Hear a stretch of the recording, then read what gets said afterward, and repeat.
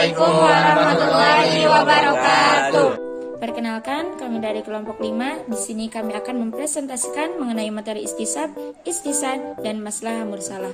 Sebelum melanjutkan pembahasan, izinkan saya untuk memperkenalkan anggota kelompok saya. Saya Muhammad Ilham Arifin. Saya Muhammad Iqbal. Saya Ilham Salman. Saya Aminur Jamila. Saya Melda Hardi Kanisa. Saya Duisat Gertina Setiawati. Istisan menurut bahasa mempunyai arti menganggap baik. Ahli usul yang dimaksud dengan istisan ialah berpindahnya seorang mujtahid dari hukum yang dikehendaki oleh kias jali atau jelas kepada hukum yang dikehendaki oleh kias tapi sangat-sangat, atau dari ketentuan hukum kuli umum kepada ketentuan hukum judi khusus, karena ada dalil yang lebih kuat menurut pandangan mujtahid. Dari pengertian tersebut berarti istisan dapat dibedakan menjadi dua, yaitu satu, menguatkan kias sapi atau kias jali. Contohnya, wanita yang sedang haid boleh membaca Al-Quran berdasarkan istisan dan haram menurut kias.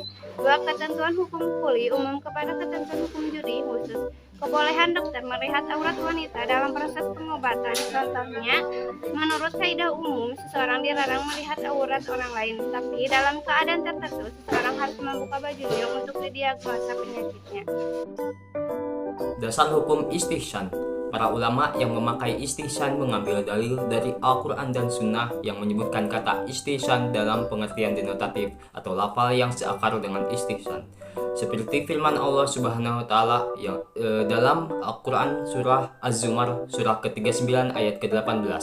Ayat ini menurut mereka menegaskan bahwa pujian Allah Subhanahu wa taala bagi hambanya yang memilih dan mengikuti perkataan yang terbaik. Dan pujian tentu tidak ditujukan kecuali untuk sesuatu yang disyariatkan oleh Allah Subhanahu wa taala. Quran surah Az-Zumar surah ke-19 ayat 55. Menurut mereka, dalam ayat ini Allah memerintahkan kita untuk mengikuti yang terbaik dan perintah menunjukkan bahwa ia adalah wajib, dan di sini tidak ada hal lain yang memalingkan perintah ini dari hukum wajib.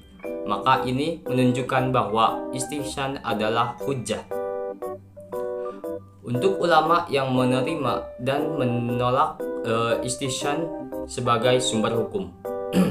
Yang pertama, Jumhur Malikiyah dan Hanabilah menetapkan bahwa al-istihsan adalah suatu dalil syar'i yang dapat dijadikan hujjah untuk menetapkan hukum terhadap sesuatu yang ditetapkan oleh qiyas atau keumuman nas. Dan menurut ulama Hanafiyah menggunakan al-istihsan ini dengan alasan bahwa berdalil dengan al-istihsan itu sebenarnya sama dengan berdalil dengan qiyas khafi atau berdalil dengan istislah. Kesemuanya dapat diterima. Untuk yang kedua, ulama Syafi'iyah memiliki pandangan yang berbeda mengenai istihsan. Menurut Imam Syafi'i dengan gaulnya yang masyhur bahwa barang siapa yang berhujjah dengan istihsan maka ia telah membuat sendiri hukum syar'a. Imam Syafi'i berkeyakinan bahwa berhujjah dengan istihsan berarti telah menentukan syariat baru. Sedangkan yang berhak membuat syariat itu hanyalah Allah Subhanahu wa taala. Dari sinilah terlihat bahwa Imam Syafi'i beserta pengikutnya cukup keras dalam menolak masalah istihsan ini. Maslahah mursalah.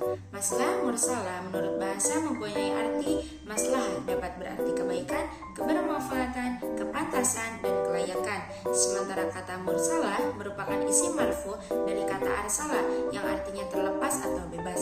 Dengan demikian, kedua kata tersebut disatukan yang mempunyai arti terlepas atau terbebas dari keterangan yang menunjukkan boleh atau tidak bolehnya dilakukan. Menurut Abdul Wahab Khalaf, secara istilah, maslahah mursalah adalah maslahah yang tidak ada dalil syara datang untuk mengajuinya dan menolaknya. Ulama yang menerima dan menolak maslahah mursalah sebagai sumber hukum. Yang pertama, jumhur ulama menolak maslahah mursalah sebagai sumber hukum. Yang kedua, Imam Malik membolehkan berpegang pada maslahah mursalah. Dan yang ketiga, apabila maslahah mursalah itu sesuai dengan dalil kulli atau dalil juz'i dari syara, maka boleh berpegang kepadanya. Menurut Ibnu Burhan, ini adalah pendapat Imam Syafi'i. C. Syarat-syarat maslahah mursalah.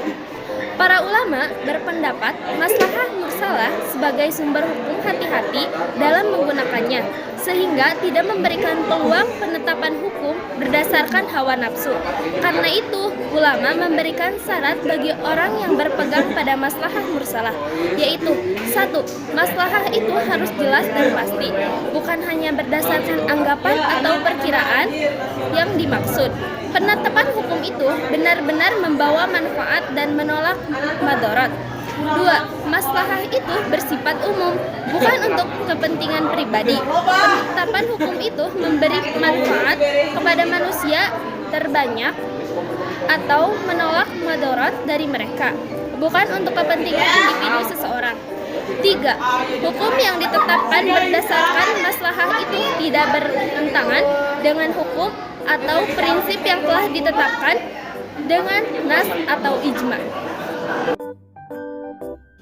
3. Istisab. Pengertian istisab. Istisab menurut bahasa mempunyai arti selalu menemani atau selalu menyertai. Menurut istilah, istisab adalah menjadikan hukum yang telah tetap pada masa lampau terus berlaku sampai sekarang karena tidak diketahui adanya dalil yang merubahnya. Macam-macam istisab ada 4 macam, yaitu istisab al-adam, yaitu tidak adanya suatu hukum yang ditiadakan oleh akal berdasarkan asalnya dan tidak pula ditetapkan oleh syara. Contohnya, sholat yang ke-6 itu tidak ada. Diwajibkan sholat 5 waktu alam sehari semalam. Akal mengetahui bahwa sholat yang ke-6 itu hukumnya tidak wajib, meskipun syara tidak menegaskannya karena tidak ada dalil yang mewajibkannya. Jadi, manusia tidak wajib melakukan sholat ke-6 berlaku sepanjang masa. 2. Istisab umum atau nas sampai datang dalil yang merubahnya berupa muhasis atau nasy. Dalam hal ini yang dimaksud yaitu suatu hukum tetap berlaku menurut umumnya sampai ada yang merubahnya. Contohnya dalam ayat Al-Quran, hukum mewarisi seorang anak mendapat bagian dari orang tuanya.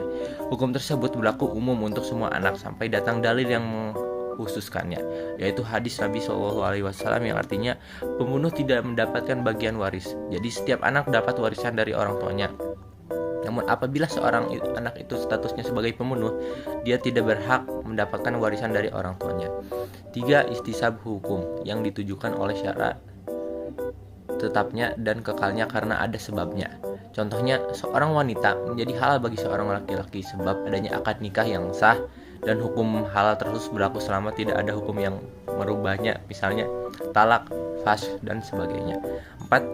Istisab keadaan ijma atau sesuatu hukum untuk terus berlaku pada tempat yang diperselisihkan atau khilaf. Contohnya, sebagian ulama mengatakan bahwa orang sholat dengan tayamum, kemudian saat sedang sholat tiba-tiba dijumpainya air, maka sholatnya batal, berdasarkan istisab terhadap sahnya sholat dengan tayamum sebelum melihat air. Hukum tersebut terus berlaku sampai ada dalil bahwa melihat air membatalkan sholat, sedangkan masalah ini diperselisihkan di antara ulama. Menurut sebagian ulama, istisab seperti ini tidak dapat dijadikan hujah dalam penetapan hukum. Ulama yang menerima dan menolak istishab sebagai sumber hukum. 1. Ulama Malikiyah, Syafi'iyah, Hanabilah, Jahiriyah, dan Syiah bahwa istishab bisa menjadi hujah serta mutlak untuk menetapkan hukum yang sudah ada sebelum ada yang adil mengubahnya. 2. Hanafiyah, istishab itu dapat menjadi hujah untuk menetapkan berlaku hukum yang telah ada dan menolak akibat-akibat hukum yang timbul dari ketetapan yang berlawanan dengan ketetapan yang sudah ada, bukan sebagai hujah untuk menetapkan perkara yang belum tetap hukumnya. 3. Ulama mutakalimin atau ahli kalam berpendapat bahwa istishab tidak bisa dijadikan dalil karena hukum yang ditetapkan pada masa lampau menghendaki adanya dalil.